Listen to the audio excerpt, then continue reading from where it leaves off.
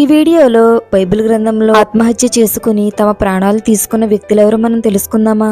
మొదటి వ్యక్తి బెన్యామీను గోత్రంలో పుట్టిన కీషు కుమారుడైన సౌలు. ఇతడు ఇశ్రాయేలు ప్రజలను పరిపాలించడానికి దేవుని చేత ఏర్పరచబడినప్పటికీ దేవునికి వ్యతిరేకమైన కార్యాలు చేయడం వలన దేవుడు సౌలును విసర్జిస్తాడు. ఆ తరువాత సౌలు ఫిలిస్తీన్లతో యుద్ధం చేస్తున్నప్పుడు ఆ యుద్ధంలో ఓడిపోతున్నాను అనే బాధను భరించలేక అతడు ఆత్మహత్య చేసుకుంటాడు. ఈ విషయం మొదటి సమూయేలు 31వ అధ్యాయము 3-4 వచనాల్లో మనకు కనబడుతుంది. రెండవ వ్యక్తి అహితోపేలు. ఇతడు దావీదు రాజునకు ముఖ్య స్నేహితుడు మరియు ఆలోచనకర్త. ఇటువంటి వాడు దావీదు విషయంలో చేసిన కుట్రను బట్టి ఆ కుట్ర నెరవేరలేదని తన ఇంటికి వెళ్లి ఉరిపెట్టుకుని చనిపోతాడు.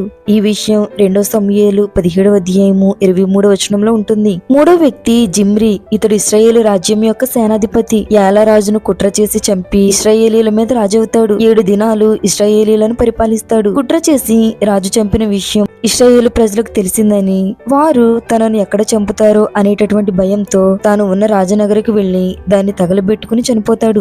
ఈ విషయం 1వ రాజులు 16వ అధ్యాయము 17-18 వచనాల్లో ఉంటుంది. నాలుగో వ్యక్తి ఇస్కరియోతు యూదా.